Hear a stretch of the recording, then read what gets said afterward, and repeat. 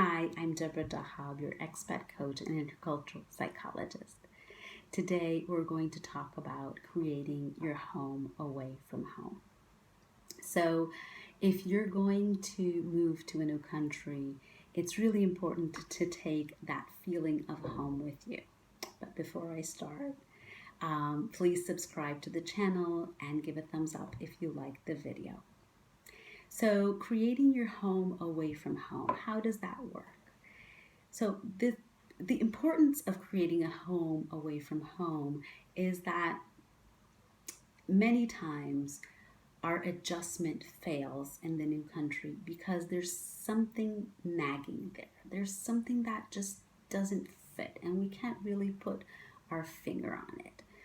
This happened to me sometimes when I moved, and what ended happening was that I moved to one apartment, then to another apartment, to a furnished, then no, I don't like this furniture, then to one without furniture, and then I bought the furniture, but I still didn't feel right.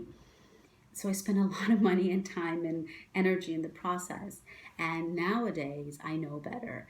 And now I know that it's really important for us to have aspects of home. But how do you find that? How do you unveil what home means to you?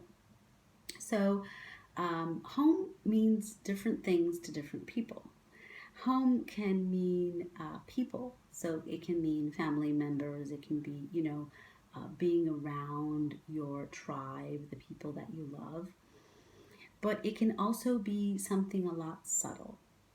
And how you find that out is really interesting, and I'll explain it to you in a minute. So, because sometimes things that are really surprising come up. So, this is something I would like to share with you as a way to open a little bit your mind of what home can be. So, the first thing I would suggest is for you to write down or record an audio any way that you can read back or listen back of what home means to you. So is it coziness? Is it feeling comfortable? Is it feeling completely at ease so you don't have to explain anything? What is it for you? What does that word home represent? It will mean different things for different people. Some people are used to moving around, so home can mean something more intangible. For other people, it can be, the actual house, the actual building. It will vary. So the first step is to really dig a little bit deeper into what that concept means to you. And then do a little of internal exercise. And I do this with my clients with a kind of guided meditation, so that you can try and figure out where or when or how did you feel that feeling that you described. And for example, for a client of mine, that was really funny. We ended up laughing a lot. For a client of mine, it was the smell of hairspray. It reminded her of her mom. And, the craziest thing. So for other clients, it was the smell of cinnamon because her grandmother's house was somewhere that she really regarded as the cozy place where she felt really loved. So for other people, it can be certain foods. For other people, it can be a color. For some people, it can be a pet. So it really will depend. And there's no right or wrong answer. It is what it is for each one of us. So once you have that information, how do you apply it in your new home?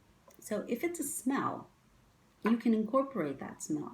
So for example, my client that had the hairspray sense of home, well, basically buy a can of hairspray and, spray it around a little bit. For my client about cinnamon, that was also a solution. Have, cinnamon scented candles, or, cinnamon tea, whatever brings you that smell. For other people, for example, if your sense of home is connected to family members, to friends that can't be there physically, one way to bring them home is through pictures. And surprisingly enough, many people who do sense family and friends and family members as the feeling of home do not have their pictures at home. And once they realize this, oh yes, I need to get their pictures, printed out and put them around the house. So whatever it is for you, if it's a food, cook that food and eat it. Sometimes that smell, that nourishment will help you. And it's important to be open-minded because it might not be something obvious. I gave you some examples that for me were not obvious. And these are little items or little aspects that you can take with you wherever you go. You don't have to necessarily associate home with a building or something that is immobile that you cannot take with you. And why is that important? It's important because if you're an expat and you're moving by definition or moving around a lot, you will want to have that kind of portable sense of home so you can have that wherever you go.